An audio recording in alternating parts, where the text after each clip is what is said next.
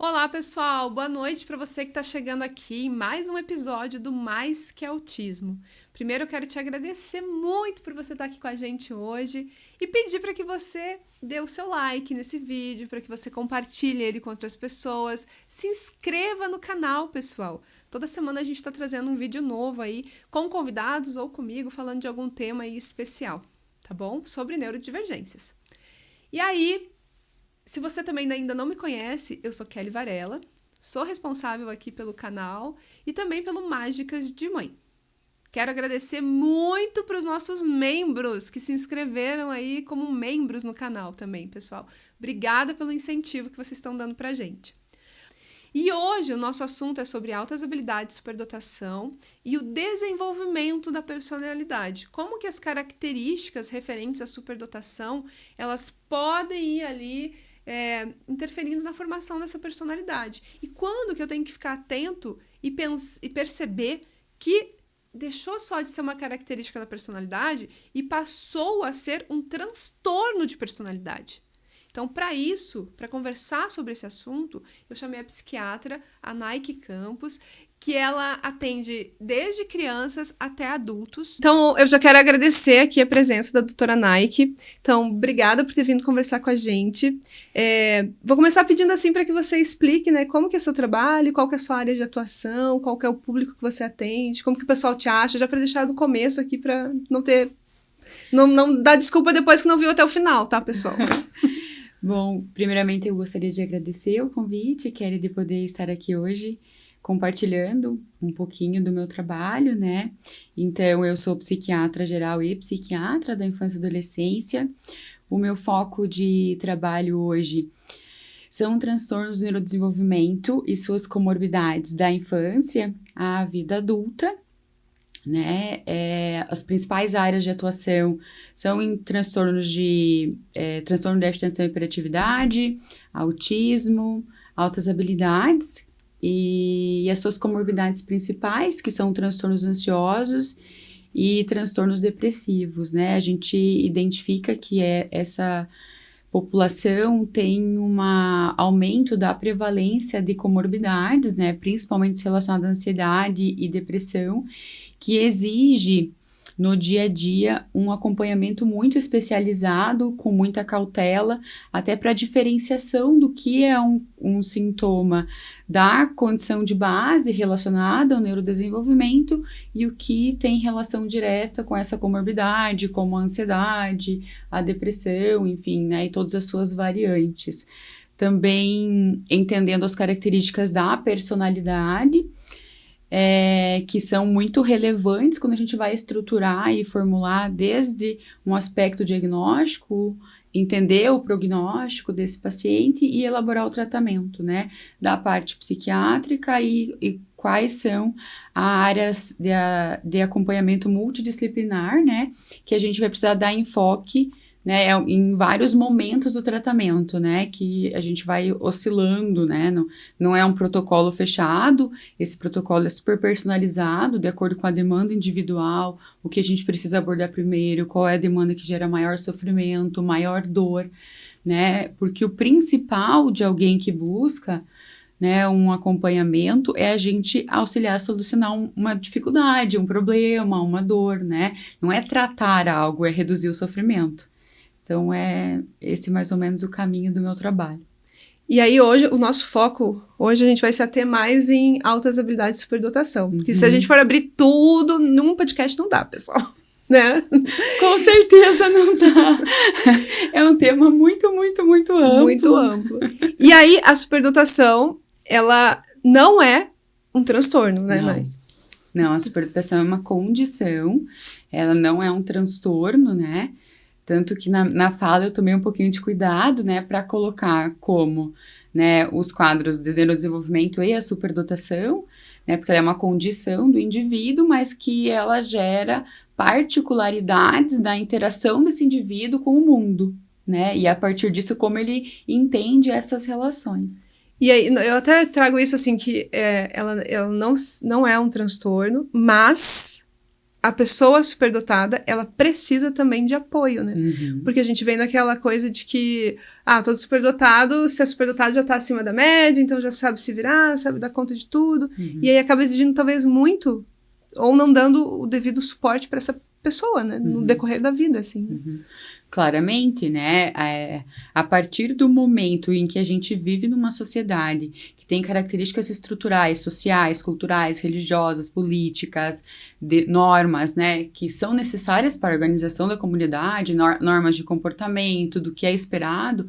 Quando a gente se dá conta de alguém que tem características de interação diferente, né, isso vai gerar nessa pessoa diversos questionamentos, não compreender adequadamente como ele se relaciona no dia a dia, como ele vai se posicionar nas atividades do dia a dia, e isso pode sim gerar sofrimento, tanto para o paciente quanto para quem convive com ele, né? Porque vai trazer demandas para o meio e quebras de paradigma, né? Da família, por exemplo, dos pais, né? Porque como os pais entendem que seria, na imaginação deles, nas crenças deles, um filho, né? Quais são as expectativas e qual é o contato da realidade nessa vivência. Uhum. E aí, então, vamos adentrar ali o nosso tema hoje, pessoal, né? É a superdotação e o desenvolvimento da personalidade. Então, a gente já deu ali para o pessoal ficar situado o que é a superdotação. E tem vários vídeos aqui, tá, pessoal? Vocês podem acessar para entender melhor mais sobre as altas habilidades de superdotação. Mas, então vamos começar ali pelo desenvolvimento dessa personalidade, né? A minha pergunta é bem básica, tá, né? O que é a personalidade? Tá. É uma pergunta básica e bem complexa de responder, porque a personalidade é algo que vai se formando, né, ao longo da infância e adolescência do indivíduo, né? Ela não é algo estático, tem influências, né, genéticas, né, no sentido não só do temperamento que influencia a personalidade, mas também de características de personalidades herdadas, né? Características, não é uma definição. E principalmente a personalidade, a sua definição, ela é influenciada pelo meio, pelas relações que se estabelecem, né, desde a infância até a adolescência. Então, as relações na família, com os cuidadores, na escola, nos ambientes sociais que frequentam, né? O quanto esses ambientes podem ampliar alguma característica, algum traço de personalidade, ou esse ambiente, essas relações podem suprimir algumas características da personalidade. Então, a personalidade, ela é, né, algo que é estável, né, ela é algo permanente, e a partir do momento em que ela se desenvolve, mas ao longo do tempo ela vai sofrendo transformações de acordo com a influência que essa pessoa tem em relação ao mundo. Aí a gente tem diversos autores que falam sobre o desenvolvimento da personalidade e como isso vai influenciando, né? Então, autores que falam do aspecto neurobiológico, do aspecto da interação social, do aspecto cultural, né? Do aspecto do desenvolvimento ético e moral, do aspecto psicodinâmico das relações, e tudo isso vai influenciando tudo isso vai influenciando as características de personalidade desse indivíduo. Então, assim, vou voltar lá para a questão da genética, tá? Uhum. Só pra gente explorar um pouquinho ali. O fato de a pessoa, quando você diz genética, assim, eu puxei tais características dos meus pais, por exemplo. Uhum. É isso? Isso. E aí, o fato de eu ter herdado isso deles não significa que eu também vou, ao longo da minha vida, desenvolver estas mesmas, ou fortalecer essas mesmas características. Sei lá, pensando em uma característica talvez que não seja boa, né? Então, assim, não é um... E ao contrário também, né? Que a gente vê assim, nossa, mas a mãe é isso, e como que o filho foi puxado desse jeito? Que a gente escuta essas falas. Então, o fato de eu ter herdado não significa que aquilo realmente eu vou desenvolver esse traço de personalidade. Não, porque, por exemplo, uma criança que herda uma característica mais disruptiva, né? de funcionamento de relação com o meio. Se esse meio consegue estabelecer uma relação mais acolhedora, permitindo que essa criança manifeste essas questões disruptivas da sua personalidade ou do seu desenvolvimento da personalidade, vai fazer com que essa criança vá conseguindo ao longo do tempo conter, né, essas alterações da personalidade. Então, assim, uma criança mais impulsiva, a gente precisa estabelecer um ambiente que consiga tolerar mais essa impulsividade, para a partir disso a gente conseguir fazer uma continência dessa impulsividade. É importante, eu acho, que essa colocação que eu trouxe, porque às vezes as pessoas entendem que se a gente identifica uma característica, por exemplo, a impulsividade, eu preciso bloquear a impulsividade. Na verdade, não. Eu preciso dar mais espaço para essa impulsividade poder aparecer em ambientes mais controlados. Né? Por exemplo, uma criança tem um traço mais agressivo, né? Aqui acho que vai caber um exemplo bem prático aqui. Um traço mais agressivo de personalidade. Então, se a gente coloca essa criança, por exemplo, utilizando um ambiente em que essa agressividade possa aparecer, por exemplo, praticar artes marciais. É um ambiente em que o comportamento agressivo é bem visto, né? No sentido de ele tem aplicabilidade, né? Essa agressividade tem uma aplicabilidade. Então, isso gera uma função. Né? Então, essa característica tem uma função, algo funcional. Assim como, por exemplo, uma característica de personalidade de uma criança mais passiva. Uma criança mais passiva, né, apesar de ser uma criança muito mais simples de se relacionar no dia a dia, mas é uma criança que provavelmente tem uma chance de ser mais influenciável pelo meio. E se ela encontra pessoas, vou colocar aqui entre aspas, de má influência, ela pode se perder por não conseguir se colocar.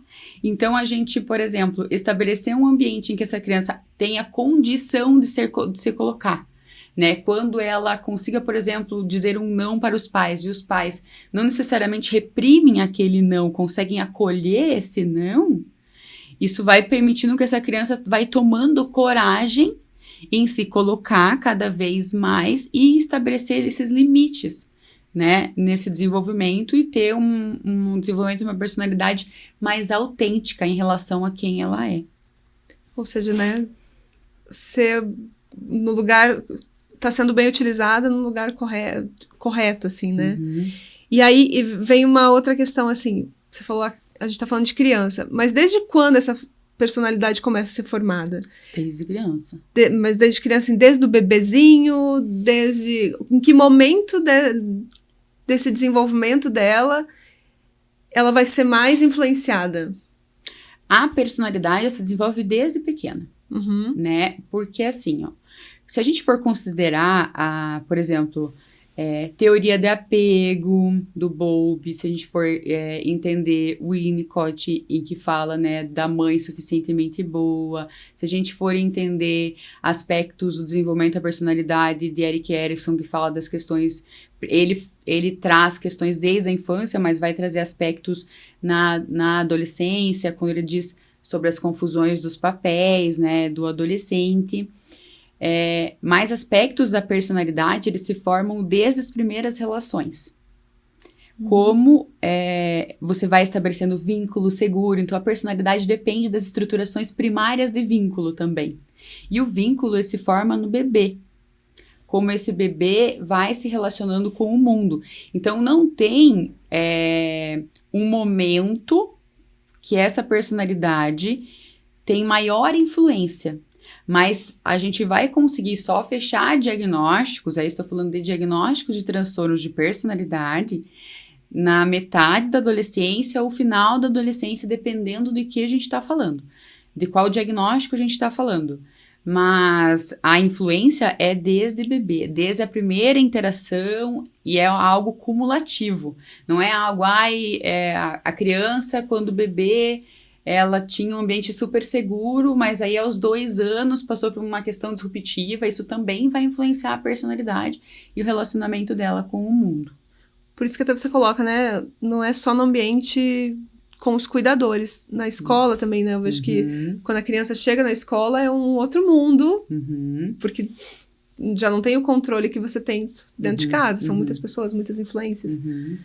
Então, ela vai se formando ao longo da vida mesmo. Isso, ela vai se formando a personalidade ao longo da vida, com as relações, né? Então, né, quais são as experiências de relações que a gente tem. Ela não é algo que a gente consiga controlar, né? Como essa personalidade vai se desenvolver, mas a gente consegue, né? E eu acho que eu vejo muitas famílias com grandes preocupações de qual é o papel da família quando a criança está na escola, né? A criança ou o adolescente. É você estabelecer um espaço em que a criança possa trazer as demandas que ela experiencia, né? No externo, para a gente poder dar apoio para ela desenvolver, né, um pensamento crítico em relação àquilo, uma autonomia em relação àquele aspecto, aquela experiência que viveu, para trazer segurança, né? Por isso que quando a gente fala de personalidade no bebê, e quando a gente vai falar sobre as estruturas de vínculo, quando a criança consegue estabelecer um vínculo seguro, aumenta a chance de todas as experiências que ela vive ao longo da vida, ela conseguir trazer para os pais e para os cuidadores principais as suas demandas emocionais, né, das suas experiências externas. Você falou ali da criança impulsiva e falamos também da criança que é mais quietinha, mais calma ali. Ou seja, é muito comum a gente ver, principalmente no ambiente familiar, ou as pessoas mais que não são ali pai e mãe, mas as pessoas próximas, rótulos sendo colocados nas crianças. Então, essa criança, tipo, se ela tem um traço ali, por exemplo, da impulsividade, ela tende já a ser rotulada. E rotulada pelo lado, tipo... O rótulo te traz muitos pesos, né? Então, assim, se ela é boazinha, não incomoda, ou ela é... Então, a gente vai colocando ali naquela criança já um peso sobre uma característica X. Então, esse peso também que vem de fora, se a gente mantém ele vai... Essa criança vai começar também, talvez, intensificar essa característica? Com certeza, né? Eu acho que aqui a gente pode entrar bem, né, nas questões das altas habilidades. Porque, por exemplo, uma criança muito boazinha e que ela percebe que o meio valoriza muito isso, ela pode começar a entender e intensificar características de perfeccionismo, características de eu sou responsável pelo controle emocional do ambiente. Então, ela vai engolindo, vou colocar entre aspas, as próprias emoções e demonstrando para o ambiente somente o que o ambiente está aceitando. E isso vai gerar um peso, porque vai reduzir a condição de expressar a raiva, expressar a ansiedade, expressar a tristeza, porque o meio não recebe essas emoções, como a tristeza, a raiva e a ansiedade, de forma ativa. Então, a criança ela vai entendendo que ser boazinha é ser a criança que não incomoda. E a criança que não incomoda é a criança que não expressa suas emoções. Porque toda vez que alguém expressa uma emoção, isso vai gerar um desconforto no ambiente. 100% das vezes. Porque a gente não está preparado para lidar, emocionalmente preparado para lidar com as nossas emoções e com as questões do meio o tempo todo. Então, ela entende que isso vai gerar um desconforto e ela para de expressar, o que é muito grave. E também, ainda indo por essa questão do que vem de fora para você, né? Então, rótulos, você não busca aquele rótulo, alguém colocou isso em você, né? Com certeza. E aí, quando eu vou para a escola, principalmente no ambiente escolar, também tem muita questão do bullying, né?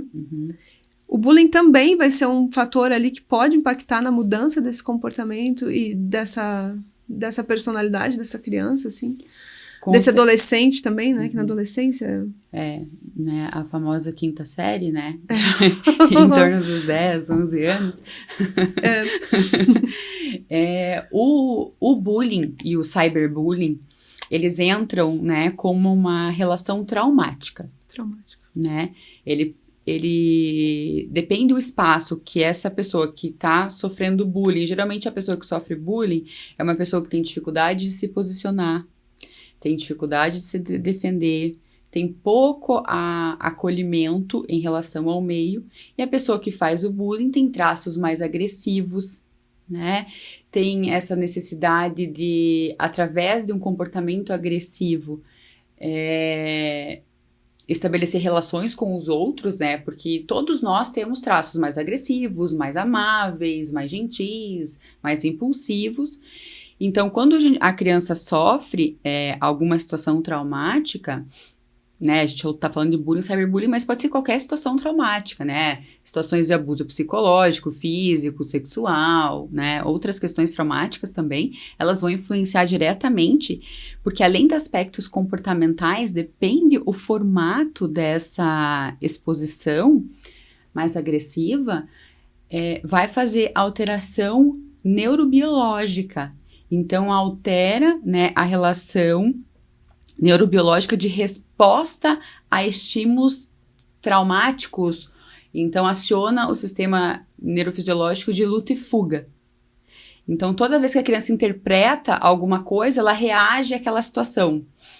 Ou ficando mais introspectiva, ou não se comunicando para se proteger, né? E isso gera uma cicatriz, e isso com certeza vai influenciar no desenvolvimento da personalidade, principalmente se nós não conseguirmos o ambiente entender que isso está acontecendo.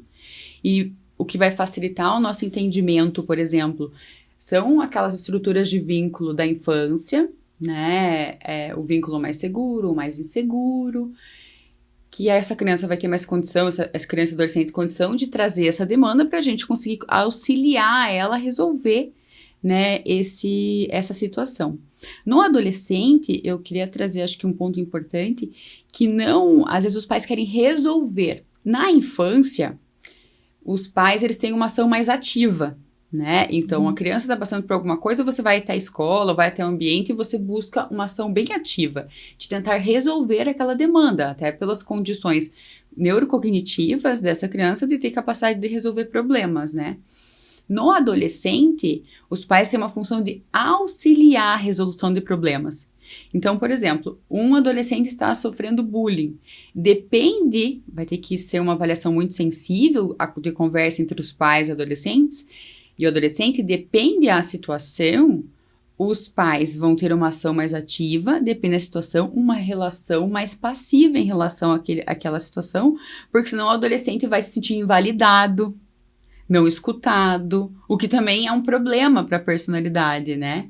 Porque o adolescente não quer que o pai, de uma forma muito ativa, resolva o problema, quer que ele ajude, que ele seja um suporte, né, na resolução desse sofrimento, por exemplo.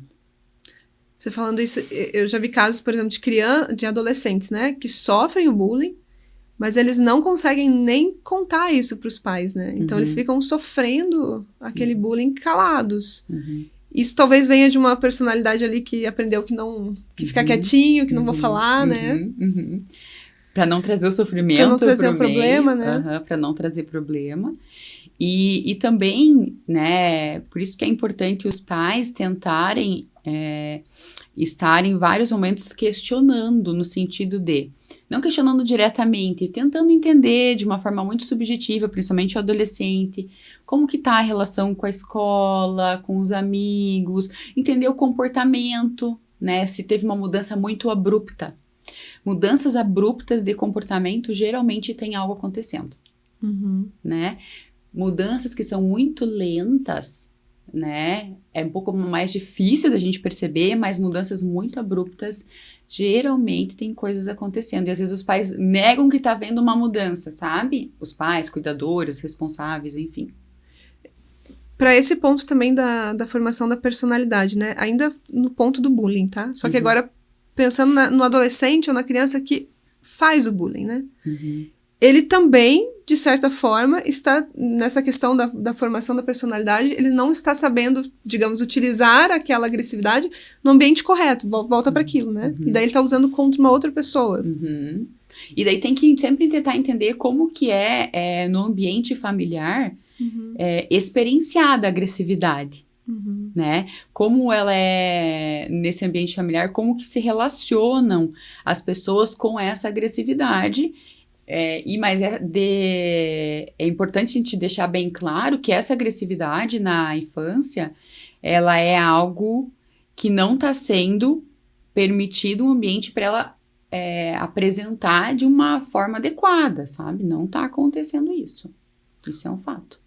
Ou também a gente pode dizer que daí realmente já vem por exemplo, você fala de uma família que talvez não tenha esse ambiente seguro para esse adolescente, em que a agressividade seja uma coisa comum ou natural, né? Normalizada ali. Isso. Então, isso também tá moldando já a personalidade, porque ela tá convivendo aquilo e pra ela aquilo é natural, né? Com certeza. E aí a gente trazendo isso, né, para uma criança que eu acho que aí é a questão de trazer aspectos das altas habilidades no desenvolvimento da personalidade, né?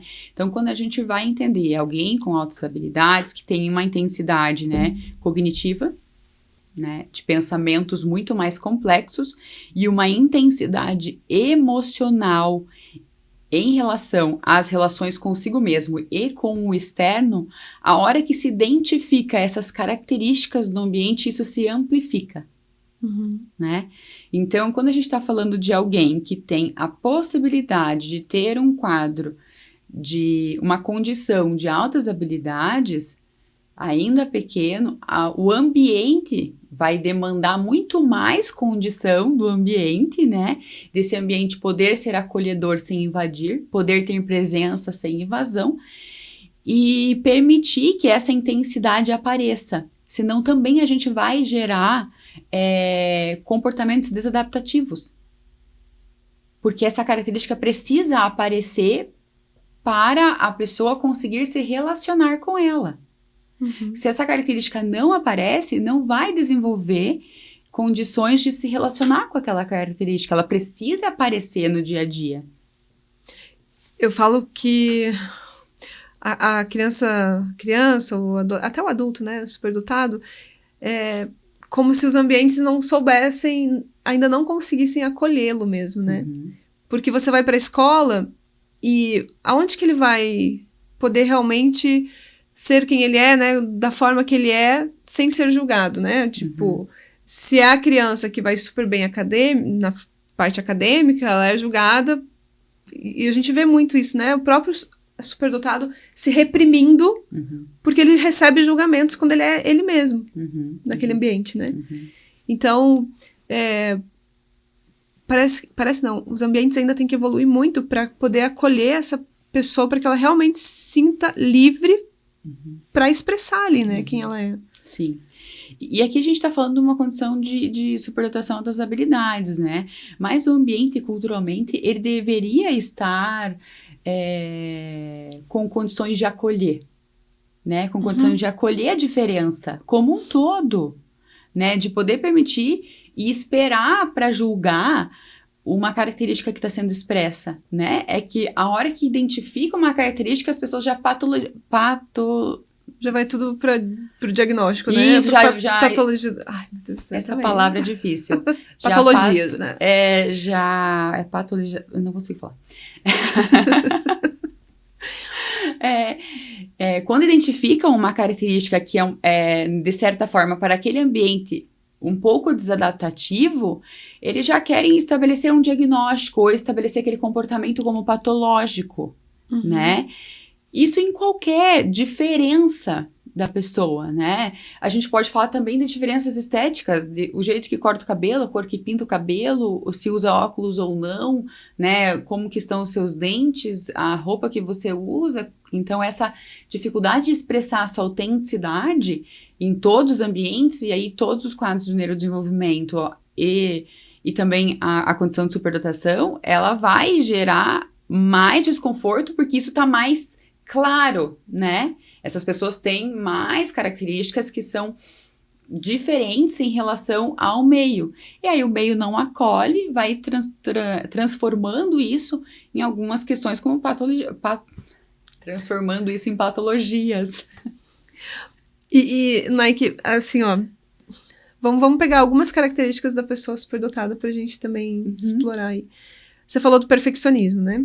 Então, existe uma autocobrança mesmo do superdotado de ser sempre, de fazer as coisas da melhor maneira possível.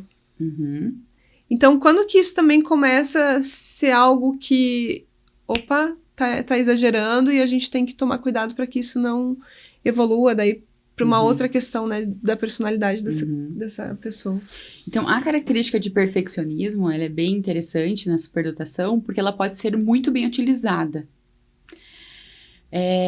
Quando essa criança e adolescente consegue tolerar o erro. Então, se ele é perfeccionista, mas ele tem condição de tolerar o erro, aquilo vai gerar mais desenvolvimento e funcionalidade, porque ele vai conseguir se engajar mais, estudar uma forma mais profunda, vai conseguir tentar executar um trabalho com mais aprimorado. Então, isso é uma característica que pode ser muito bem estruturada se a gente consegue que esse adolescente tolere o erro.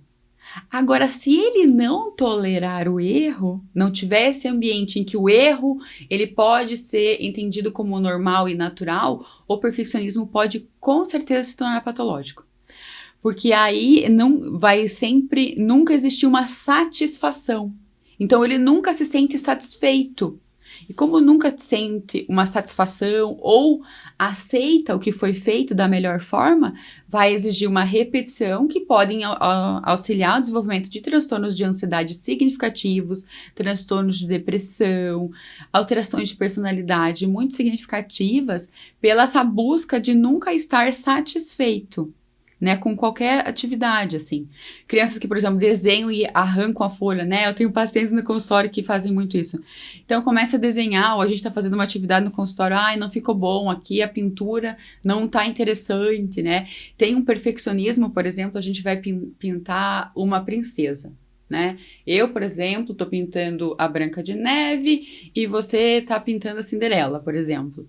A criança, às vezes, que é muito perfeccionista, ela precisa achar o lápis azul do vestido da Cinderela. E um exercício que eu faço muito para trabalhar esse perfeccionismo e tentar transformá-lo em funcional, a Branca de Neve, eu pinto a Branca de Neve de verde, roxo, laranjado, que são para entender que é a minha Branca de Neve, é o jeito que eu entendo aquilo, para quebrar um pouco essa rigidez que vem junto com o perfeccionismo. Né, porque isso vai influenciando muito o desenvolvimento da personalidade. E nessa situação, quando a gente identifica de poder trazer para os pais uma condição de acolhimento maior disso, sabe? Deles não julgarem e tentarem, às vezes tem uma coisa que aumenta o perfeccionismo, que é muito velado, que é você só valorizar o que você entende que tá muito bom. O que é bonito, né? Teoricamente. O que é bonito de uma forma estética, né? Então, assim, você não diz assim, nossa, que ruim a tua nota 8 na escola, mas tu só dá parabéns quando tira 10. É a mesma coisa. É mais velado, mas continua sendo uma valorização apenas disso. E até o perfeccionismo, daí a gente pode falar que ele vai impactar também nas relações que essa pessoa superdotada vai ter com as outras pessoas, com o meio. Que aí afeta também essa parte de interação social, muitas vezes, que é complicada para muitos superdotados, né? Porque também exige que aquela pessoa esteja no mesmo padrão que eu estou, né? Exatamente. Traz uma exigência social, né? Uma exigência social de comportamento, de interação, né? E tá tendo um movimento agora que eu tô acreditando ser muito delicado, né, que eu tenho percebido, eu digo movimento que é uma coisa que eu tô percebendo e tô num olhar observacional ainda, né. Então, há alguns anos atrás, a gente tinha as macro bolhas, né, que eram trazidas pelo Instagram, né, adolescente usa muito rede social, então, e hoje, com a inteligência artificial, tá havendo micro bolhas, mas micro bolhas, a pessoa com a inteligência artificial. Então, por exemplo, eu tenho pacientes superdotados no consultório que, ao invés de a gente desenvolver essa habilidade na comunicação com os outros, eles estão conversando com a inteligência artificial porque eles querem conversar sobre Nietzsche e outras pessoas externas não conseguem conversar profundamente com Nietzsche, sobre o tema, né, de filosofia, por exemplo, o autor Nietzsche aqui. E aí ficam conversando com a inteligência artificial cada vez mais introspectivos, mais isolados, exatamente por um aspecto de uma característica rígida de que eu só quero ter conversas complexas, profundas sobre o tema, aí vai reduzindo a tolerância com o outro e eu tô observando esses movimentos que estão me deixando bem preocupadas. Sabe que você falou isso e essa semana ainda a minha filha, a gente tava falando de fanfics, né? Uhum. E aí ela falou, nossa, mãe, mas tem agora na inteligência artificial que você pode, tipo, o personagem que você gosta, ou a figura lá que você é fã e tal, a inteligência artificial simula que é ele. Então você conversa com ele. Uhum. E aí eu acho que é nesse mesmo nível. E ela falou, mas mãe, é muito perigoso, porque teve um menino que cometeu suicídio por conta disso. Porque ele achou que daí, cometendo suicídio, ele ia encontrar a pessoa, tipo, em outro plano, assim, sabe? E eu fiquei, nossa, mas existe isso, né? Porque eu... E eles estão muito antenados, né? Ela tem 13 anos, eles estão muito antenados do que tá acontecendo disso. Porque até me parece uma coisa que muitas pessoas têm essa coisa de você conversar com você mesma, assim, na sua cabeça, você cria histórias, eu não sei se a gente chama isso de devaneio ou não, mas aí é uma coisa sua, né? E aí com a IA você parece que aí você consegue extravasar isso, e esse amigo imaginário que antes você tinha ali, se torna uma IA, né?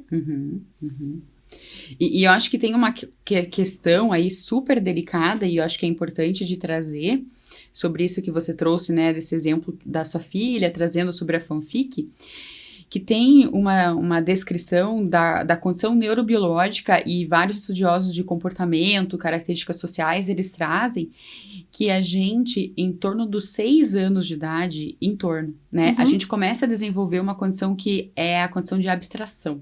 O que é isso? É você ter condição de separar fantasia de realidade. E isso vai se desenvolvendo até o final da adolescência. Por quando a gente consegue, né, tolerar essa realidade mais complexa, com todas as demandas sociais, né, entender que existem na sociedade características de violência muito graves. Antes disso, a gente não tem condição. E isso é um perigo. Porque esse exemplo que você trouxe, Kelly, de que uma criança, né, um adolescente que estava conversando com o personagem da fanfic, cometeu suicídio porque acreditava, ou é uma sugestão isso, né, de que poderia encontrar a personagem. Isso demonstra claramente que não tinha desenvolvido a condição de separar a fantasia da realidade. Não desenvolveu ainda a condição de abstração. Então, a gente está falando de algo que entra, algo externo que entra nessa criança, nesse adolescente, e ele não tem condição de processar emocionalmente. E eu queria complementar com esse exemplo que você falou de devaneio, né?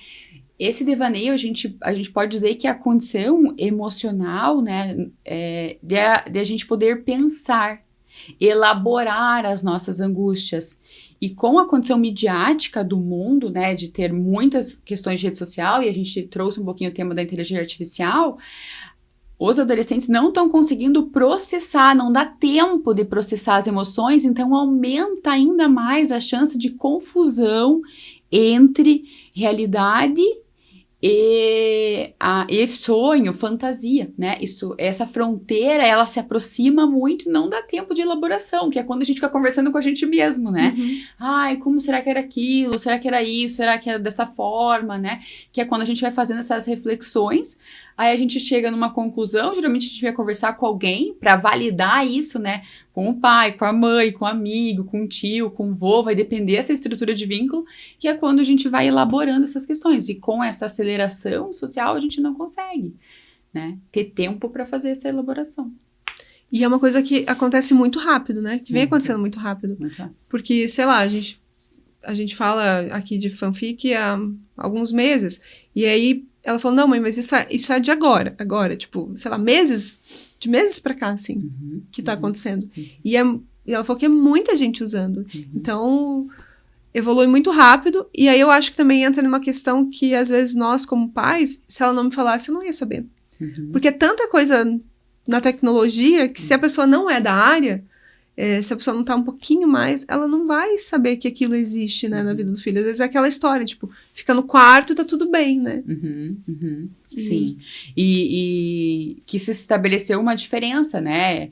Quando eu era adolescente, né, os meus pais poderiam apontar, quando você for naquela festa, sair com aquelas pessoas, tome cuidado com esse formato de relação. Hoje a gente não tem mais isso, essa fronteira não existe essa fronteira mais, né? Então, por isso que se tornou muito mais importante a gente trazer o vínculo, né, a relação com o adolescente, né, essa relação mais próxima, tentando entender o mundo dele, tentando mergulhar no mundo dele sem ser tão invasivo, para conseguir ter uma linha de conversa, né? E trazendo, né, para a superdotação, né? Eu tenho muito paciente no consultório que tem muita habilidade com tecnologia. Então, você tá junto, né, com esses pacientes que tem ainda mais os pacientes que têm muita habilidade com tecnologia, né? Então, de entender todos esses processos da tecnologia, de para que serve, como funcionam, a gente tentar estar próximo, né? Então, a gente tem como cuidadores, como pais, abrir esse campo, né? Para a gente conseguir, de uma forma estruturada, estar próximo, né, desse adolescente e conseguir permitir que a personalidade dele vai se desenvolvendo da melhor forma possível. A gente não consegue controlar como a personalidade vai se desenvolver, mas a gente consegue, né, tentar estabelecer um campo mais saudável de comunicação, uma linha de comunicação. Até pra eu engatar em outras características ali da superdotação, mas só, assim, a gente não consegue controlar como que essa personalidade vai se desenvolver. Mas quando que eu percebo que tá deixando de essa característica que forma essa personalidade, tá levando pra um outro campo daí, que eu vou aí pros transtornos da personalidade. Então, tá deixando de ser uma coisa dentro da normalidade ali, né?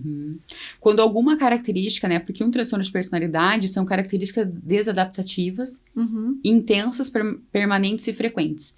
Então, uma característica, ela começa a se tornar muito desadaptativa, gera sofrimento no meio, né? A própria pessoa não identifica esse sofrimento, né? Ela é natural, então.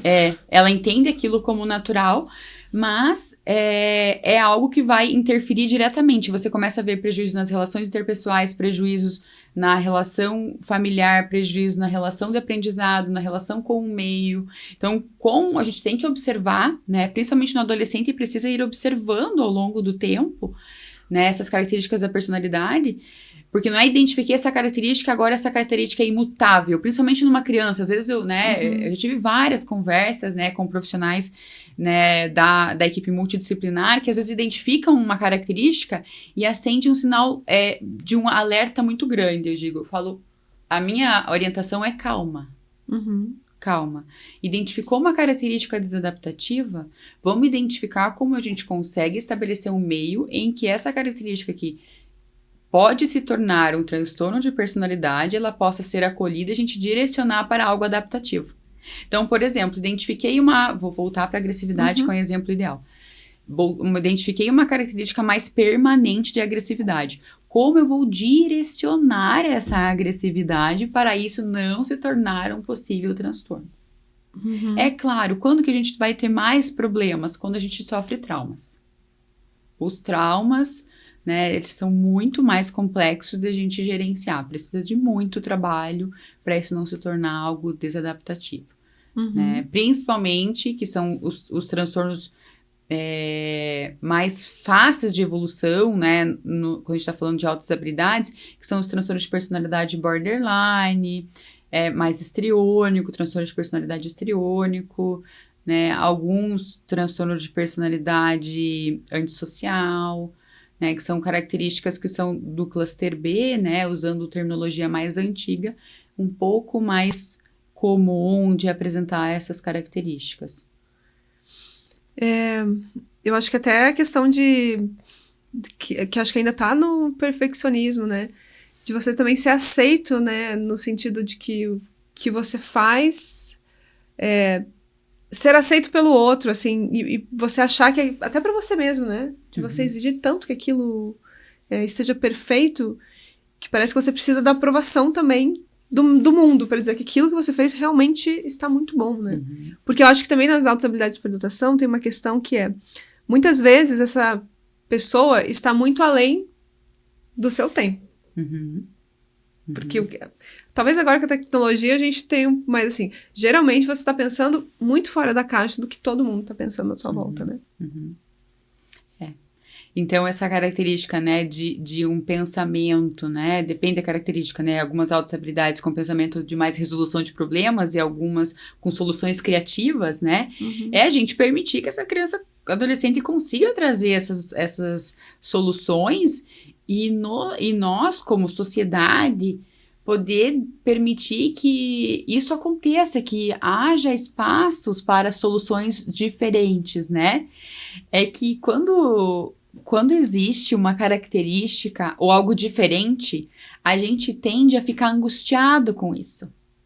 Porque isso sai do nosso controle, sai do nosso conhecido. Então, a gente, como comunidade, tende ao primeiro passo rejeitar aquilo. Uhum. Né? E esse cuidado, né, de permitir que aquilo aconteça, de permitir que aquela manifestação aconteça para a gente entender. Então, assim, eu vou trazer um relato, assim, acho que em 2019, eu atendi eu trabalhava em 2019, em 2018, 2019 e 2020, eu trabalhei no ambulatório do SUS, né, ajudei a desenvolver o ambulatório de psiquiatria da infância e adolescência no SUS.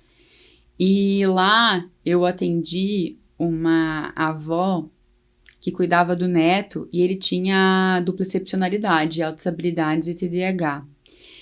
E é uma senhora que me marcou muito, porque apesar de diversas limitações de vida, culturais, financeiras, socioeconômicas, era uma mulher muito sábia.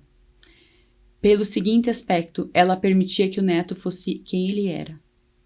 Ela não ficava estabelecendo cobranças e limites em tudo que ele fazia. Então, ele identificava algum comportamento diferente, ela conseguia permitir que esse comportamento acontecesse, ela tinha a condição de observar esse comportamento antes de transformá-lo já em um problema, sabe? Uhum. Vamos observar, porque vários comportamentos eles vêm e vão embora sozinho. Né? A gente tem uma relação, a gente fica mais bravo, a gente fica bravo lá um tempo, 1 mês, 2, 3, 4, e em geral aquilo vai embora sozinho. É claro, se tiver numa intensidade muito grande, uma frequência muito grande, problemas não, mas a maioria das coisas a gente é muito mutável quando criança e adolescente, então a gente apresenta algum comportamento, tem que observar. Então eu lembro que ela conseguia observar, ela chegava para mim na consulta e trazia, eu tô observando, tá acontecendo isso, mas eu vou olhar como que isso vai se manifestar, como isso vai continuar. Então, essa sabedoria, né, de ter paciência, de não julgar, de esperar, né, de observar, atento, isso vai permitir que tenha um desenvolvimento mais saudável, sabe? Uhum. Porque até se a gente for pensar, né, aquela criança, adolescente ali que sofre muito... Isso, de tudo que você faz tá errado, tudo que você faz não tá na medida, e aí você recebe críticas, julgamentos, a todo momento, né? De novo lá os rótulos e tal. Isso também causa uma questão de muita rejeição por quem eu sou. E se eu me sinto também muito rejeito, que eu acho que é uma das piores coisas, você não se sente pertencente, né? A um lugar, a um grupo, assim. Mas se eu tenho muito intenso esse sentimento também de rejeição, isso também vai trazer consequências na minha personalidade, né? Com certeza. O desamparo, né? Que vem da rejeição, que vem do isolamento, que vem do não acolhimento, e é o desamparo, eu acho que é uma das características que mais gera sofrimento. Uhum. Então, você se sentir desamparado, você não se sentir visto, você não se sentir aceito, te dá uma sensação de erro o tempo todo. Uma sensação de eu não pertenço a esse lugar. E o que a gente mais quer como ser humano, faz parte do cérebro social, né, que vai estruturar muito seu desenvolvimento até o começo da adolescência, o cérebro social, a gente é viver em comunidade, é você ter troca, é você ter pessoas que te entendam, é você ter pessoas que gostam de coisas que estão parecidas com você, né? Uhum. E buscar esses lugares é muito difícil. Uhum. Quando a gente não tem nenhum ambiente em que a gente pode expressar quem somos, o sofrimento está certo. Com relação ao ambiente também, aproveitando esse gancho, assim, o superdotado tem uma questão, essa coisa de dizer, né, eles são muito intensos, ou muita gente usa a palavra que são muito dramáticos, mas muitos comportamentos, eu acho que do superdotado, tem também relação com essa questão sensorial, né?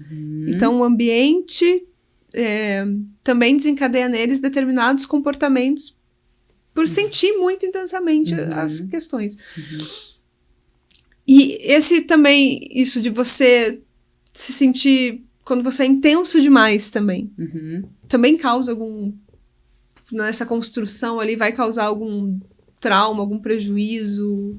Sim, porque você vai viver de forma desproporcional a relação com o meio, né? Então, quando você sente demais, eu brinco que quando a gente tem muita intensidade emocional, a gente precisa de um suporte psicológico e psicodinâmico do ambiente maior, porque senão aquilo começa a vazar. Vou fingir que o cérebro é a musculação, né? Se eu tenho muito peso para carregar, que eu vou chamar o peso de intensidade, eu preciso de muito músculo para carregar esse peso. Então, quando a criança é muito intensa, o adolescente muito intenso, ele vai expressar essas emoções desproporcionalmente em relação ao ocorrido, para ele não é desproporcional. Então, a gente sempre tem que regular, porque às vezes o meio fica julgando. Você está exagerando, isso não é assim, foi só um pouquinho que aconteceu, né? Aí tem uma pergunta que eu oriento os pais a fazerem sobre isso, né? Se o adolescente traz algo muito intenso, né? Você pergunta para ele como que ele quer que você entenda aquilo. Por exemplo, eu tenho um paciente no consultório que usa, eu queria morrer do que viver isso. Aí, se a gente interpreta isso na forma literal, a gente tá pensando, não, a pessoa tá pensando em suicídio, né? Pergunta pra ele, né? O que você quer que eu entenda com essa frase? Né? Muitas vezes é que eu tô com muita raiva, que eu não consigo lidar com essa raiva, ou que eu tô muito triste. E daí, a partir da emoção real que tá sendo expressada, eu consigo ajudar. Porque senão eu fico parada na superfície do julgamento. Né? Eu queria quebrar tudo aqui. Né? Aí a gente já julga, né? Não pode quebrar, isso aqui não pode ser feito, deixa esse ambiente estático. A gente nem entendeu por que houve aquela fala. Então pergunta, o que você quer que eu entenda com essa frase? Eu gostaria de quebrar tudo aqui. Aí vai trazer, de fato, o que a gente precisa conversar. Porque eu tô com muita raiva, porque eu tô muito triste, porque eu tô muito frustrado. Porque aí vem o motivo, né? Eu tô muito triste, com raiva, frustrado, porque eu fui mal numa prova, porque um amiguinho não me escutou, porque ele me excluiu do grupo de WhatsApp, enfim, né? Porque comentaram sobre mim na rede social. Aí vai vir, de fato, o tema que a gente precisa cuidar, né? Então, essa questão de a gente ficar só no julgamento, na análise superficial da comunicação, isso é um problema muito maior para o superdotado, porque ele expressa mais intensamente todas essas emoções, que é uma das características, né, que são bem claras, né, na superdotação.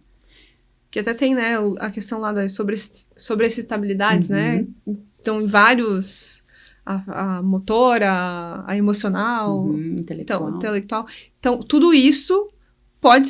Por ser tudo muito intenso, pode desencadear se essa criança não tem orientação, se ela não tem entendimento daquilo que ela tá sentindo ou manifestando, né? Aquilo vai se tornando natural e talvez mais intenso ainda do que já é, né? Sim, porque daí toda vez que ela vive alguma situação na vida dela, ela vai expressar aquilo de forma muito intensa, o outro tende a julgar a intensidade. Tipo, você é muito dramático, isso não é assim. Não, nem aconteceu nada, você só não foi convidado para uma festa. Né? E daí a gente não trabalha a emoção real nesse processo. Por isso que a gente tem que perguntar, o que você quer que eu entenda? O que você quer me passar com essa informação? Como eu analiso essa tua fala? Né? Para eu conseguir achar a emoção real. Porque aqui, até tudo que a gente tá falando, né? A gente até sai do perfil só do superdotado acadêmico, que é o que as pessoas mais conhecem, assim, né? Até, eu acho que é um outro ponto, assim, pra trazer, porque muitas vezes essa criança, esse adolescente, não vai ter o perfil acadêmico. Vai ter um outro perfil de altas habilidades de superdotação ali. E aí também vem essa incompreensão. Tipo, eu já escutei, assim, mas pra que serve ser superdotado se eu não vou bem na escola, por exemplo? Que vem esse outro ponto de você, em alguns momentos, em algumas atividades, você ser ruim mesmo, né? Você não é bom em tudo. E aí, o que você é bom realmente não é valorizado. Sabe? Eu acho que isso, assim, que você trouxe, Eu acho que é um conceito pré-estabelecido, né? Um pré-conceito. Um conceito pré-estabelecido do que a gente espera que um superdotado tenha, né? O que a gente espera que ele seja. Já é uma rigidez cultural isso, né?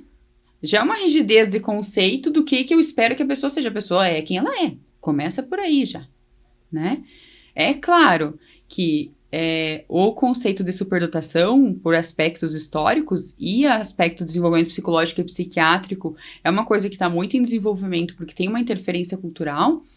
A superdotação, a população espera de forma rígida que o superdotado tenha bom desempenho escolar. Como se ele fosse...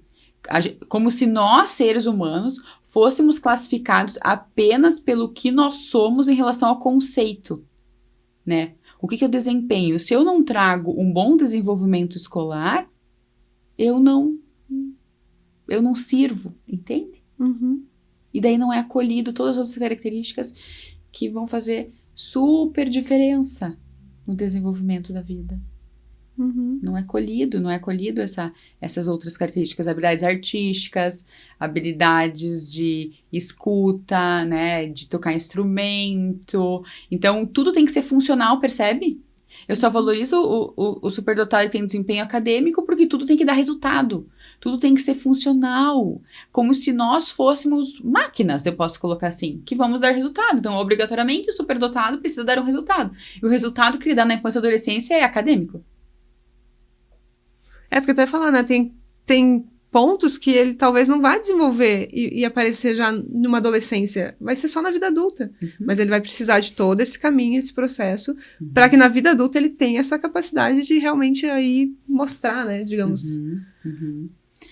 E até ele poder acolher. Às vezes a criança adolescente não tem maturidade para conseguir acolher de fato quem ele é. E ele vai precisar de tempo, né, de maturidade para poder expressar. Até você falou nessa questão da maturidade, me veio uma outra coisa também. Porque pode gerar na cabeça dessa criança, adolescente ali, uma bagunça muito grande, né? Eu tenho 6 anos, eu tenho 8 anos, mas a minha cabeça tá lá na frente já. A forma que minha cabeça pensa em determinadas situações é muito mais avançada. Eu consigo conversar muito melhor com o adolescente ou com o adulto.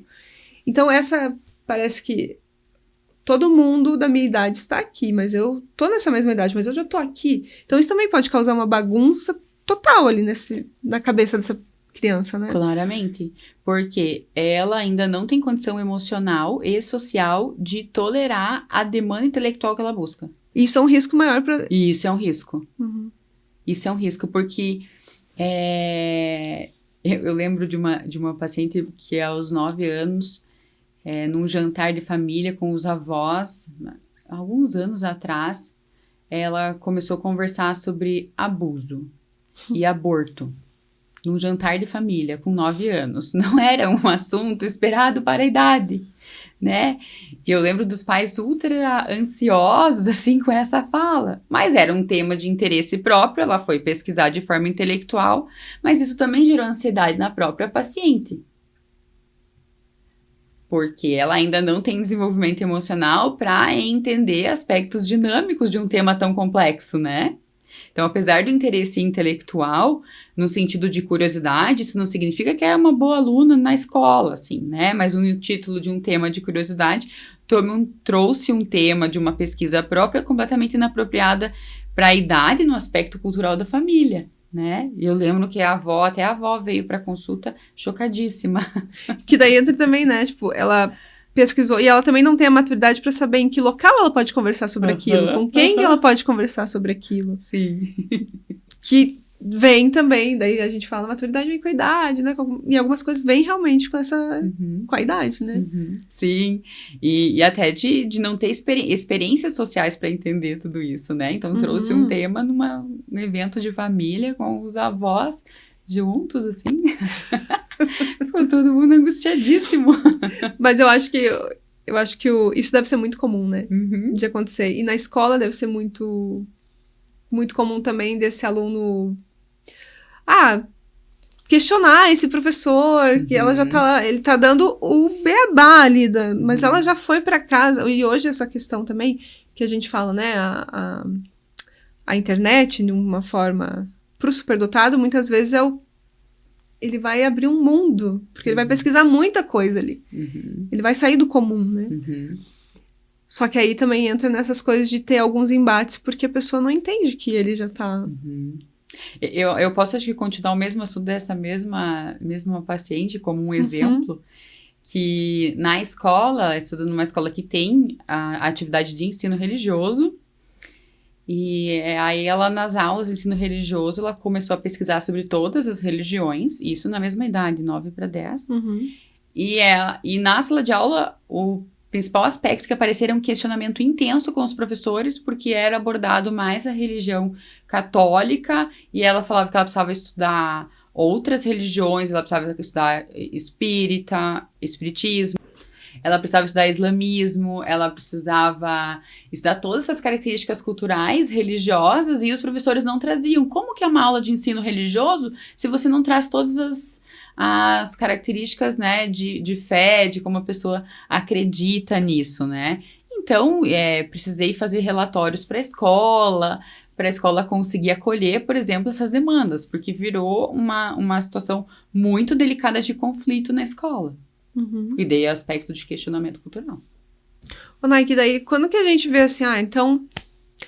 A gente falou de alguns pontos ali do superdotado, até se você quiser trazer outros, assim, né? Mas, assim, a gente falou de alguns pontos. E quando que eu vou observar que isso já não é mais só a característica da superdotação, né? Que daí realmente eu estou, como a gente falou ali, saindo do padrão e isso tá ficando muito intenso e pode gerar daí um transtorno de personalidade, né? Vamos, acho que exemplificar o transtorno de personalidade borderline, né? Quando as características, por exemplo, né, começa a existir uma característica muito permanente de impulsividade, muito permanente de insatisfação, de sensação de vazio, não conseguir estabelecer relações, mesmo com pares que gostem do mesmo tema, dificuldade de se sentir acolhido em qualquer ambiente, em qualquer situação, ou com qualquer pessoa, mesmo que ela compartilhe de temas de vida e de crenças que são semelhantes. Isso vai se tornando cada vez mais desadaptativo. E daí são pessoas que mudam de vínculo muito fácil, mudam de estrutura, então hoje tem o melhor amigo, amanhã não tem o melhor amigo, mudou o melhor amigo, fica muito inconstante isso. E de uma forma que você consegue fazer uma linha longitudinal, olhar para trás, né, a partir daquele momento, ou se você identificou isso, ir acompanhando para ver se isso vai se sustentar. Porque a característica de personalidade, ela se sustenta, independente, né? No transtorno de personalidade borderline, é muito comum que a gente encontre na história prévia, situações de alguma violência, sabe? Violência, daí se fala de trauma. Violento que essa pessoa passou na vida. Isso. A gente encontra em diversos níveis, né? Acho que o nível muito claro socialmente é a exposição a abuso, principalmente o sexual, mas podem ser outros níveis, outros traumas. E no borderline, né? Só para entender também um pouquinho mais, vai poder ser diagnosticado antes dos 18 anos ali? Ou realmente criança pode ser diagnosticada com transtorno de personalidade? Não, né? Não. A partir dos 14 anos, a gente começa a poder diagnosticar, com exceção da personalidade antissocial, que tem que esperar 18 anos, né? A gente pode fazer diagnóstico, mas o que a gente, como psiquiatra da infância e adolescência, principalmente, é ter bastante cautela, principalmente quando a gente está perante alguém com particularidades do neurodesenvolvimento, ou algum transtorno do neurodesenvolvimento, ou altas habilidades. A gente precisa ter um pouco mais de cautela e observar um pouco mais de tempo para conseguir finalizar um diagnóstico. Senão a gente fica diagnosticando características que são natural do quadro base, assim. Né? E no borderline, assim, tipo, eles são... O comportamento base ali é a intensidade? Impulsividade, uma insatisfação crônica, né? Dificuldade de estabelecer vínculo relacional, Os vínculos, eles são vínculos que a gente chama até vínculos muito fugazes, né? Eles são muito intensos e muito curtos. Então, estabelece vínculos muito intensos e muito curtos. Não consegue lidar com a frustração do dia a dia das relações. Então, às vezes uma pessoa demora para responder o WhatsApp ou por uma demanda pessoal não consegue estar presente. Ele já entende isso como um aspecto até rígido muito da personalidade, como uma rejeição. E aquilo não abre espaço para conversar, não abre espaço para entender o outro, né? Já entende como uma rejeição e abandona, sabe? E a pessoa percebe? Ou geralmente é a pessoa que tá de fora que vai ter que dar esses... A pessoa que tá de fora que vai ter que auxiliar. Auxiliar. Em geral, a pessoa que tem um transtorno de personalidade, ela vai percebendo os sofrimentos, mas ela não percebe diretamente o que o seu comportamento impacta naquele sofrimento, sabe? É como se o meio fosse responsável. E até eu perceber que eu também tenho responsabilidade sobre isso, demora. Demora. Precisa de bastante ajuda. E tem uma, assim, se a gente for pensar, mais homens ou mais mulheres com transtornos de personalidade? Depende do tipo de transtorno de personalidade, mas, por exemplo, borderline é mais comum em mulheres.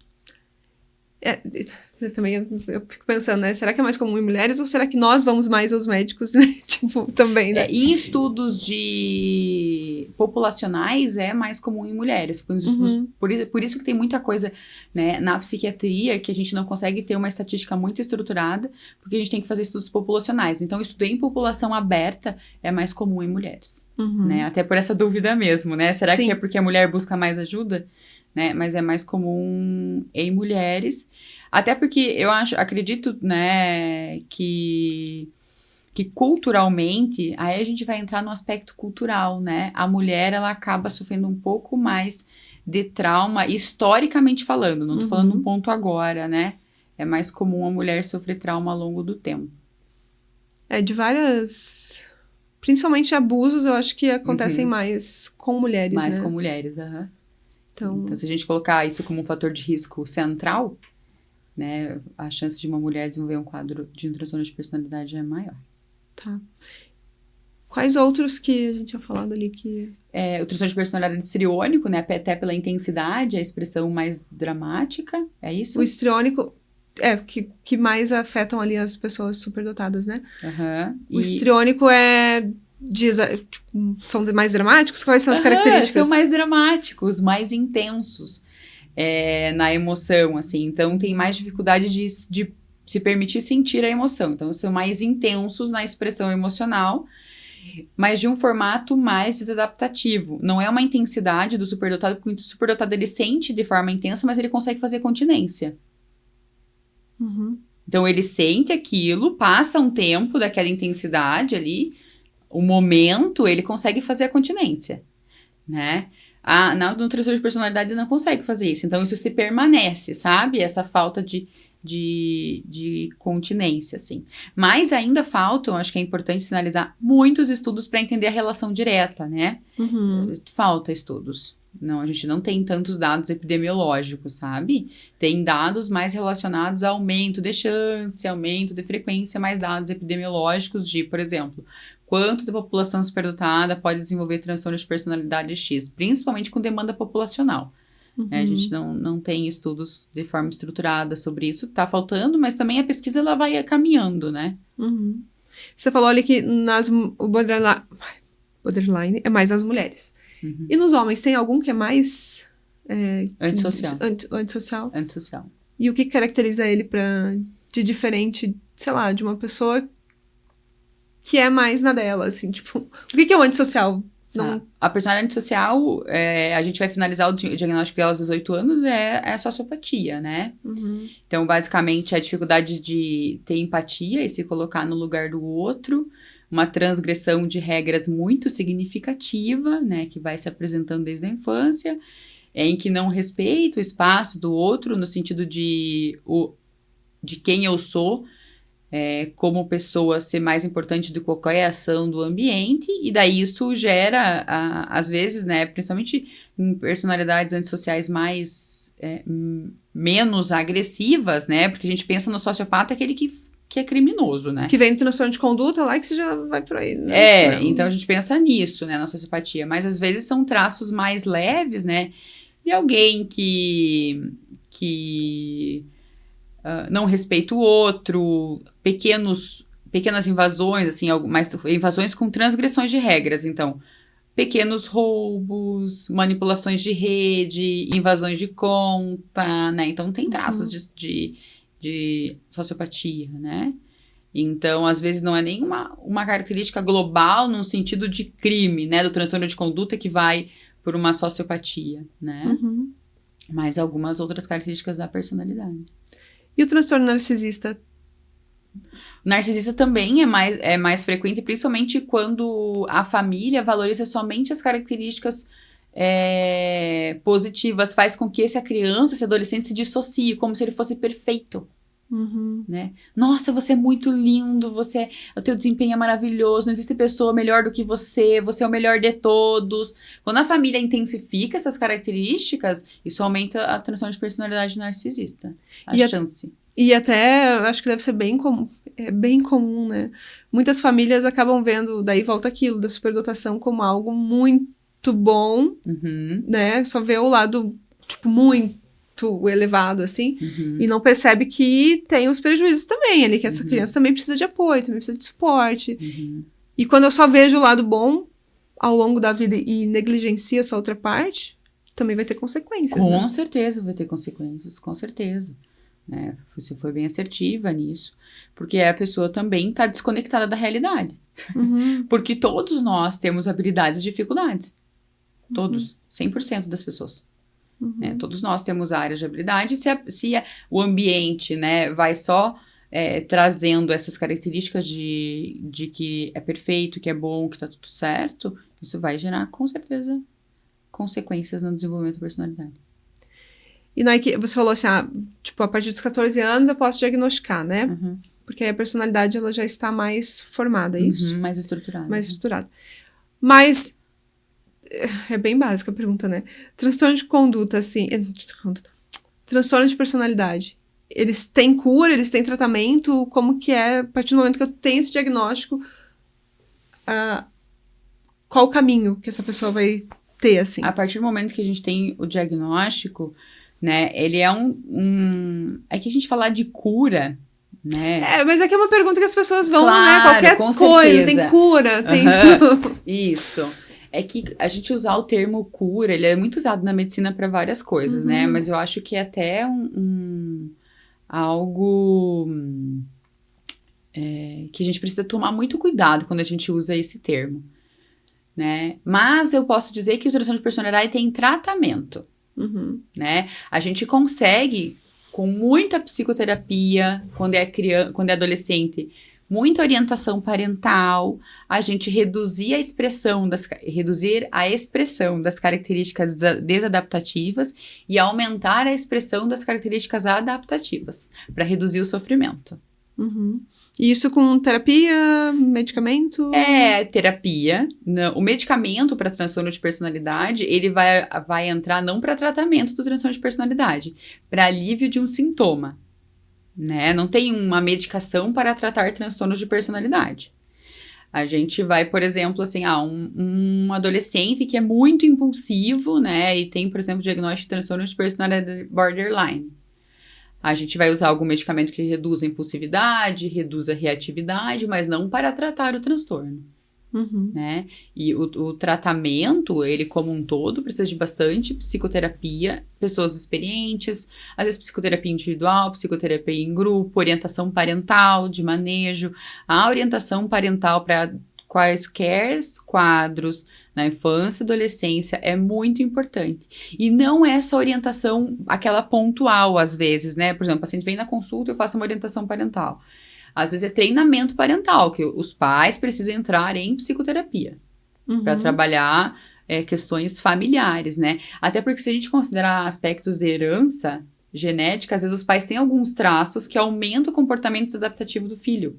Então, se a gente não tratar esse traço dos pais, né, que amplificam o comportamento desadaptativo do filho, a gente não vai conseguir que esse comportamento reduza.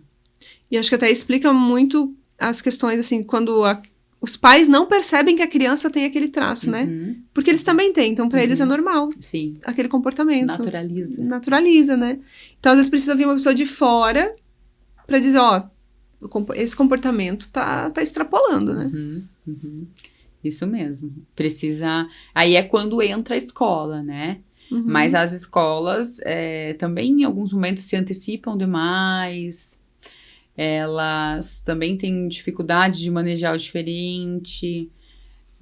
Parece que as escolas estão cada vez com menos autonomia, né? No sentido de, para adaptar qualquer questão do paciente, precisa que exista um laudo, né? E às vezes o paciente está em observação. A gente não tem um laudo estruturado ainda. Né? E a gente está observando como ele está se desenvolvendo. A gente identifica características que são desadaptativas, mas tu não tem um laudo para estruturar. E às vezes, muitas vezes, o ambiente cultural ele traz exigências, né? Sobre essa necessidade de você laudar alguma coisa. Né? A gente só vai fazer adaptação de demanda se tiver um laudo. Então, isso também gera uma pressão, né, cultural. Né? Inclusive em médicos, né? Eu posso falar que acho que tem muitos médicos também que têm dificuldade de lidar com essa pressão cultural, acabam dando diagnósticos de forma precoce, sem observar o paciente de forma suficiente, né? Porque a escola está pressionando, porque o ambiente está pressionando, porque os pais estão pressionando, né? Ele se coloca também, tem dificuldade de lidar com essa pressão, né? Porque a gente de fato é pressionado também, né? Mas o que ele tem? Mas e qual que é o diagnóstico? Entende? E às vezes você precisa de mais tempo para observar, porque você identifica traços que não fecham uma síndrome, um transtorno, né? Que são traços e que podem manter só traço e de conseguir manejar. É que eu acho que vem a ansiedade mesmo de saber... Falando como mãe, assim, né? A gente tem essa... Principalmente quando você não entende nada sobre o assunto... de ter um caminho, né? E o medo do que pelo menos se eu tenho um diagnóstico, eu sei que caminho eu tomo. Se eu não tenho, eu fico perdido. Então, acho que pro pai e pra mãe gera uma ansiedade muito grande, não saber que caminho tomar com essa criança, né? Porque muitas vezes o profissional também não dá uma orientação. Só diz assim, volta daqui 6 meses que a gente vai pensar. Mas o que eu faço nesses 6 meses que ele vai... O que eu tenho que observar nesse tempo? Como que eu tenho que agir nesse tempo até voltar para uma nova avaliação, né? Mas acho que isso é uma falha. É uma falha na orientação do profissional. Porque ele precisa levar para os pais, a gente não tem um diagnóstico e a gente precisa observar essa característica. E também fortalecer a parentalidade em relação aos pais poderem olhar e se questionar, se identificar que aumentou essa e esse sintoma, esse que ficou mais intenso, ou aconteceu alguma coisa diferente disso que a gente está conversando, vai precisar antecipar a avaliação, por exemplo. Senão aquela avaliação, aquela consulta, ela se tornou inútil. Entende? Você não deu nem com uma orientação do que a gente precisa observar a longo prazo, o que a gente precisa pelo menos fazer, estrutura esse ponto, analisa esse ponto, tá tendo uma presença de agressividade, tá tendo uma presença de comportamento ansioso, vamos reduzir a cobrança no ambiente, vamos permitir um espaço um pouco mais livre para existir a condição de ter erro, para existir a condição de essa criança se sentir mais acolhida, né? E daí, daqui a tantos meses, a gente volta na avaliação. Se você identificar que piorou, ficou mais ansioso, tá com dor no corpo, tá com dor de barriga, dor de cabeça, houve qualquer mudança no desempenho da escola, volta, antecipa a avaliação pra gente acompanhar. Então, tem que ter essa orientação, isso é obrigação do médico. E dos profissionais como um todo, é uma obrigação você orientar os pais, entende? Porque senão a gente fica criando rótulos para aliviar uma ansiedade, sendo que a gente precisa tolerar o que a gente não sabe. Então, a ansiedade, até você falou, né? A ansiedade quando ela... Ansiedade ou qualquer outra questão ali que tá causando prejuízo para essa criança. Pro adolescente também. Ela pode até se manifestar de forma física, então. É um sinal também que você vai no médico e não acha nada. Mas a criança tá te dizendo que ela tá com dor, tá com isso, tá com aquilo. Isso, né? Agora a gente entrando um pouquinho no transtorno de ansiedade, quando tem essa manifestação, a ansiedade na infância e na adolescência, principalmente na infância, até aos 10 anos, em média, ela manifesta mais pelo corpo. Então, tem dor de barriga frequente, dor de cabeça, aí tem febre, eu tô passando mal, tô tonto, com vontade de vomitar. né? Essas coisas aí são sinais de alerta de síndromes ansiosas. É claro que a gente tem que sempre observar se tem, de fato, um sintoma físico, né? De fato, algo, mas pode ser uma demanda ansiosa. E daí, às vezes, por exemplo, o profissional, o paciente, a família vai até o médico. Aí o médico comenta, né? Às vezes, que é uma crítica que eu tenho em relação a isso, né? Ele determina um diagnóstico com uma consulta, 2 consultas, sem observar o comportamento a longo prazo, sem conversar com as instituições que cuidam desses pacientes, dessas pessoas, os ambientes em que ele convive, né? Você coleta, às vezes, histórias dos pais. Os pais trabalham o dia inteiro fora, ficam com a criança 2, 3 horas à noite. Como que você está avaliando só com a consulta dos pais o comportamento de uma criança? Às vezes fica o dia inteiro na escola, às vezes tem babá, tem que conversar com babá, às vezes tem a avó que cuida, o vô, né, uma tia. Tem que conversar com essas pessoas, porque essas pessoas são as pessoas que vão auxiliar a gente a observar essa criança, esse adolescente, entende? Senão a gente não tá entendendo. A gente tá fingindo. Até porque um diagnóstico, seja ele... Se ele estiver errado, né? Vai causar prejuízo, né? Muito prejuízo, né? Muito. E a gente tem uma tendência, né? Todos nós buscamos segurança, né? Então, se nós buscamos segurança, buscamos nos encaixar em algum lugar, às vezes, se o diagnóstico é dado sem uma observação e esse diagnóstico está errado, a própria pessoa vai tentar se encaixar naquilo, porque a gente quer se encaixar. O ser humano quer se sentir pertencente. Ele precisa se sentir pertencente a algo. Então, por isso que tem que ter muita cautela. Que vem aquilo, né? Vou justificar meus comportamentos, então, se eu tenho um diagnóstico, meus comportamentos são justificados por isso. Então, pelo menos eu achei um lugar que eu pertenço, né? Não sou mais assim, não sei o que eu... Não sei por que eu ajo dessa forma. E a gente precisa entender que a gente, às vezes, age de uma forma um pouco desadaptativa simplesmente porque age, não porque eu tenho um diagnóstico. Nós não somos seres perfeitos, nós somos completamente imperfeitos. Então, a gente vai haver diversos comportamentos, independente se você tem diagnóstico ou não, que vai ser desadaptativo. O que é a questão é a intensidade, a frequência, né? Que vai te colocar em um lugar ou em outro. E, às vezes, é só um traço e tá tudo bem. É isso que eu ia falar, né? Acho que deve também... Acho que com as redes sociais, talvez isso também tenha ficado mais intenso para as pessoas. Porque eu vejo lá um vídeo e digo, eu sou assim também. Eu tenho aquilo também. Ou a criança tem aquilo. Você nota isso em consultório também, que ficou muito mais... Muito. Que poderia ser só a personalidade da pessoa, né? Uma característica dela ali, né? Muito, né? Existe esse movimento de... eu pertenço a esse grupo, né? Eu tenho qualquer dificuldade hoje, eu busco lá na internet uma característica. Eu brinco, se a gente pegar o DSM e nós formos só ler o DSM sem entender de forma profunda cada característica, todas as pessoas têm múltiplos diagnósticos. E até porque se eu entendo... Tem um outro ponto também, né? Se eu entendo só uma parte do DSM, eu vou achar que vou encaixar naquilo ali. De alguma forma vai dar certo de eu encaixar ali. Mas eu esqueço de que existem muitas possibilidades, né? Exatamente. E no DSM, a maioria dos transtornos lá vem escrito, né? Um dos critérios é que não se encaixe nenhum outro tipo de transtorno, né? Mas se eu não conheço os outros, como é que eu vou fazer? Exatamente. E você não conhece a aplicabilidade daquilo, porque tem o julgamento próprio e o que é o comportamento real. Por isso que você tem que entender o que a pessoa percebe, o que o meio percebe daquela pessoa, para conseguir entender o que é de fato real. Porque a gente tem uma imaginação da gente e o meio tem uma outra percepção da gente, né? Então, isso é muito amplo. Por isso que nas avaliações, as que são bem feitas, eu falo, né? A maioria pede lá o autorrelato e o relato da outra pessoa, né? Tem que ter o heterorrelato. O heterorrelato, e às vezes o heterorrelato não pode ser por relatório. Às vezes o heterorrelato tem que ser colhido dado. Porque, por exemplo, no meu consultório, eu faço a entrevista de pais e eu peço, né, para preencherem alguns questionários de heterorrelato.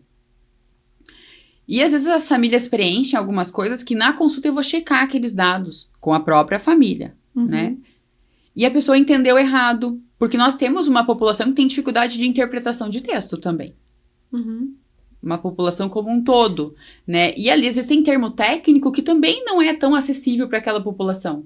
E às vezes tem uma questão ali que ele fala pouco isso, ou muito, tipo, nas próprias respostas eu fico pensando, às vezes é confuso. É confuso, porque não é exato, né? Uhum. É como a pessoa percebe, então você tem que trazer explicações. Senão, às vezes, o heterorrelato ele precisa ser colhido também com entrevista, sabe? Uhum. Por isso que para fazer uma avaliação, uma boa avaliação, tanto uma boa avaliação psiquiátrica, uma boa avaliação psicológica, uma boa avaliação neuropsicológica ou de terapia ocupacional para avaliar questões, precisa, além de coleta de dados subjetivos, né, de questionários, enfim, entrevista com as pessoas, porque você precisa checar como que a pessoa interpretou aquilo.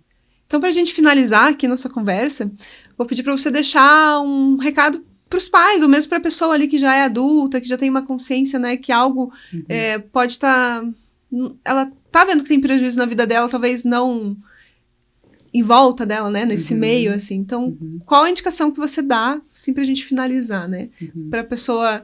Eu acho que entrou muito nas altas habilidades, mas vale pra qualquer situação, na verdade, né, Nay?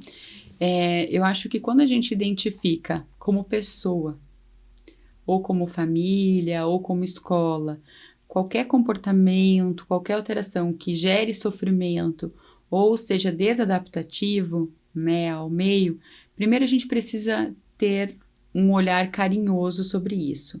Observar isso por um tempo, esse tempo não pode ser um tempo muito longo. E se a gente identificar que isso está gerando muito sofrimento ou que esse sofrimento está piorando, isso é um sinal de alerta. Então, a gente precisa buscar auxílio de profissionais que trabalhem na área e que tenham condição de também fazer uma avaliação muito completa, que avalie muita subjetividade, né? Às vezes a gente gosta muito de coisas objetivas, mas quando a gente está falando de desenvolvimento humano, a subjetividade tem um peso muito importante. Então, que olhe, né, essa estrutura subjetiva, que valorize o que é objetivo e o que é subjetivo, né, para a gente tentar ao longo do tempo poder auxiliar, né? Então a busca, né, da psiquiatria, da psicologia, principalmente, está muito voltado a isso, né? A gente tem uma escuta, né, considerando todos os pontos, avaliando todos os ângulos, e para a família conseguir não se sentir angustiada, não se sentir desamparada, a gente criar um ambiente de amparo. Obrigada, então, Nay, que eu quero agradecer, foi um papo muito legal. Eu quero muito agradecer também o convite, me diverti, o tempo voou. Voou. Quando quiser vir falar de outros temas, super convidada, assim, tá? Sim, vamos organizar outros momentos. Muito obrigada. Obrigada, eu. E aí, pessoal, quem quiser saber mais sobre o trabalho da Nay, tá aqui na descrição do vídeo aqui, você pode achar as redes sociais dela. E agradecer pra você que ficou com a gente até o final e até semana que vem.